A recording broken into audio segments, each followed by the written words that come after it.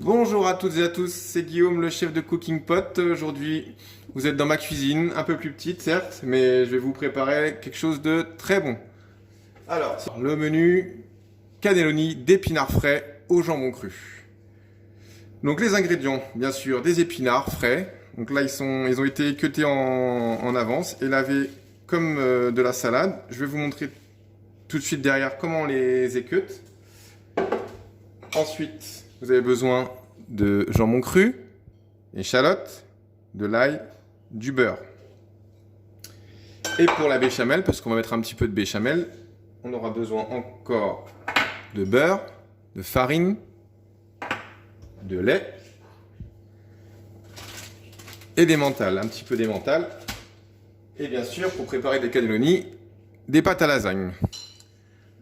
Alors, on va commencer par cuire les épinards à côté. On va préparer la béchamel. Donc, les épinards. Donc, voilà, on va faire chauffer une grosse casserole. Bon, là, j'ai pris la marmite de ma cocotte minute. Une grosse casserole à feu moyen. On va y déposer le beurre.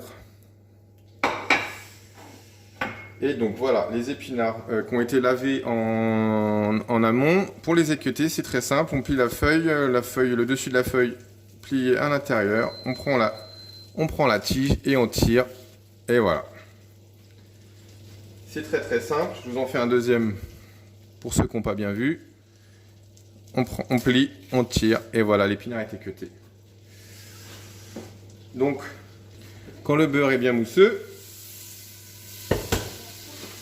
on met les épinards, en essayant de ne pas en mettre partout, comme je suis en train de faire. On va la laisser tomber comme ça, gentiment. On peut les assaisonner dès le début. Attention aux épinards, parce que ça réduit beaucoup. Donc attention à la quantité de sel.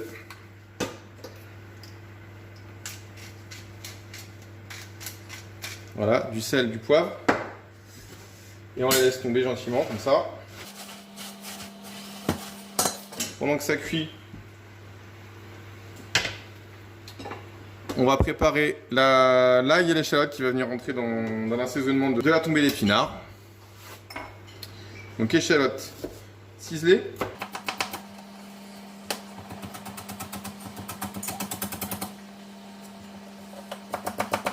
Voilà, si vous ne savez pas faire, hein, c'est pas grave.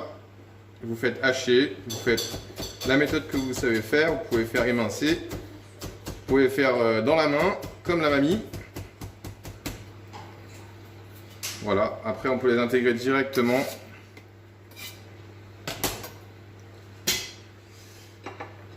La gousse d'ail, on va la hacher. On l'écrase. Et on vient. Un peu le même principe, mais sauf qu'on va pas hésiter à la hacher.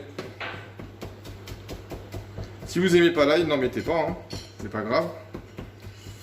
Voilà. N'hésitez pas à me donner votre avis en commentaire. Et puis, si vous avez des recettes à partager, c'est pareil, n'hésitez pas. Dites-moi ce que vous mangez en ce moment, ce que vous achetez au marché. Voilà, ce que vous cuisinez. Il y aura sûrement des grillades, des barbecues, ça j'en suis sûr. Donc voilà. Donc là, on a l'ail. On a les épinards qui sont en train de revenir au beurre, avec le sel, le poivre, l'ail et l'échalote. Donc voilà, vous avez vu, ils ont déjà réduit de moitié. C'est très très simple, hein. Limite le plus long, c'est d'équeuter les épinards. On va dire que ça m'a pris un quart d'heure. Je vais les équeuter et de les laver tout à l'heure. Bon, je ne l'ai pas fait en vidéo parce que ça n'a aucun intérêt. On va préparer la béchamel. J'avais déjà mis la casserole, une petite casserole à chauffer. Donc là, j'ai 25 g de beurre. Voilà, on va le faire fondre. Une fois qu'il sera fondu, on va ajouter les 25 g de farine pour faire ce qu'on appelle un roux. Autant de beurre que de farine. On continue à surveiller les épinards. Il va pouvoir augmenter le feu là-dessus parce que ça va pas assez vite.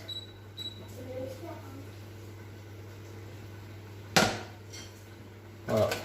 Moi j'aime bien travailler ma béchamel avec une maryse pour éviter d'abîmer la casserole. Une fois que le beurre est fondu et mousseux,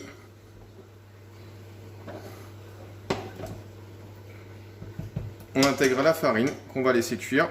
Donc là, on a 25 g de beurre, 25 g de farine.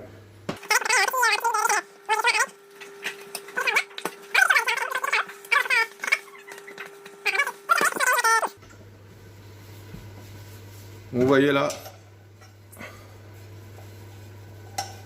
la farine est en train de cuire parce que ça se décolle. Ça se décolle de la casserole. On va laisser cuire encore quelques dizaines de secondes. Voilà, alors le roux est cuit, on voit bien, ça se détache, ça colle plus. On va mettre le lait et on l'intègre au fur et à mesure. C'est plus facile que de mettre tout d'un coup. Dès que la béchamel est homogène, on peut remettre du lait jusqu'à jusqu'à la consistance désirée. C'est-à-dire que vous voulez une béchamel bien épaisse, vous arrêtez de mettre du lait. Vous voulez plus liquide, vous continuez à en mettre. C'est pour ça que là, je vous donne pas de quantité de lait. Je vous dis pas il faut 1 demi-litre, je vous dis pas il faut 1 litre parce que c'est à vous de voir quelle consistance vous voulez. C'est pareil parce que moi je vais mettre du fromage, donc du coup on met un peu plus de lait parce que le fromage va épaissir la béchamel.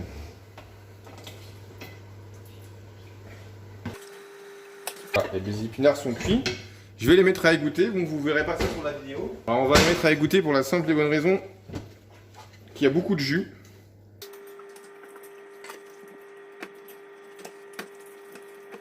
Alors on va pouvoir commencer à assaisonner la béchamel, parce qu'on ne l'a pas assaisonné du tout là. Alors on va mettre quelques tours de moulin à poivre. Un petit peu de sel. Un peu de piment d'Espelette. Et bien sûr, dans une béchamel, de la noix de muscade. Fraîche si possible. Donc fraîche qui dit fraîche dit râpée au dernier moment. Voilà, on râpe la noix de muscade. Alors pour la petite anecdote, je vous conseille fortement les épices de Monsieur Rollinger. Donc là, vous les trouvez sur le site www.épices-rollinger.com ou alors il a une boutique à Saint-Malo et franchement, je vous conseille en particulier son mélange de poivre du monde qui va spécialement conçu pour les moulins qui est vraiment très très bon, et la noix de muscade en noix qui est vraiment rien à voir avec la noix de muscade en poudre qu'on peut trouver dans le commerce. Bon, après au choix, c'est comme vous voulez, mais moi j'aime bien rajouter un petit peu de fromage râpé dans la béchamel. C'est une béchamel, je sais, c'est une... Allez, on va faire un petit jeu. Je vais pas vous le dire, mettez-moi en commentaire. Une béchamel avec du fromage râpé à l'intérieur, comment ça s'appelle? Pour moi, elle est bien. Pensez à préchauffer votre four pendant ce temps-là, parce que les cannelloni, on va les finir au four.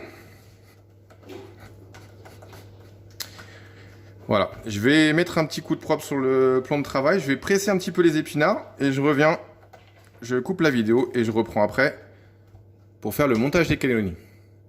Allez, c'est reparti. Moi, je me suis dit, je vais leur montrer quand même comment presser les épinards parce que c'est vrai que moi, ça me paraît simple, mais pour d'autres, ça peut être un peu plus compliqué. Donc, vous prenez des épinards, moi j'ai mis des gants, je préfère. Vous pouvez le faire avec des mains bien lavées. Et là, dans un récipient à côté, alors je vous le montre sous la caméra. On presse bien pour bien retirer un maximum d'eau. Voilà, on va faire ça avec la totalité des épinards. On les débarrasse dans un récipient à côté. Donc voilà, j'ai laissé ma béchamel sur le coin du feu. Parce que plus elle refroidit, plus elle devient épaisse. Et après, ça fait des morceaux. Ça devient compliqué à mélanger. Donc voilà, j'espère que pour vous tout va bien pendant le confinement. Que tout se passe bien. C'est pas forcément très simple de s'occuper, surtout quand on est en appartement, les devoirs avec les enfants, le télétravail, tout ça. Je vous souhaite bon courage. Hein, j'espère vous revoir très vite, même si je sais que c'est pas pour tout de suite. On va pouvoir passer au montage cannelloni. Donc ici j'ai mes pâtes à lasagne. Bon, je n'ai pas montré en vidéo parce que sinon ça allait durer trop longtemps. C'est des pâtes à lasagne que j'ai cuit à l'eau, comme indiqué sur le paquet. Donc, on va venir y déposer Donc on va répartir les épinages dans les 5. On va venir faire à peu près 5 paquets d'épinards, à peu près identiques. Hein. On va pas chipoter, hein. Ça fait à peu près ça par cannelloni. On va venir les déposer en bande, comme ça. On va prendre un peu plus. Voilà. On va mettre 2 morceaux. Là, j'ai pris voilà, un morceau comme ça, c'est très bien. Morceau de jambon cru que j'ai acheté chez mon boucher. Après, si vous voulez les faire complètement végétariens, vous mettez pas comment dire, de jambon cru. On peut très bien mettre du saumon fumé. On peut mettre un fromage de chèvre. Voilà, on peut. Et donc après, on vient rouler les cannelloni.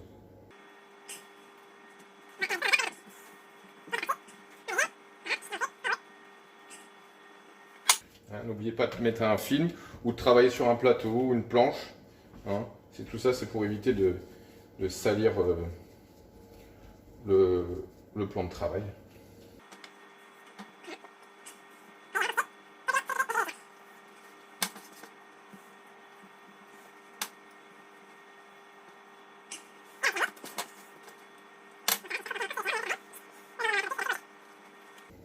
Alors, dites-moi hein, si c'est un plat qui vous tenterait à la carte. Ça peut être envisageable. Donc voilà, les cannelloni sont terminés. On peut retirer le film. Vous voyez, c'est tout propre. La béchamel qui est en train de brûler. Non, c'est bon. Voilà, on va venir mettre ça sur...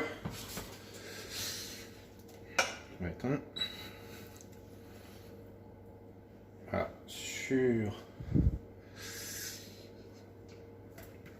sur les cannelloni.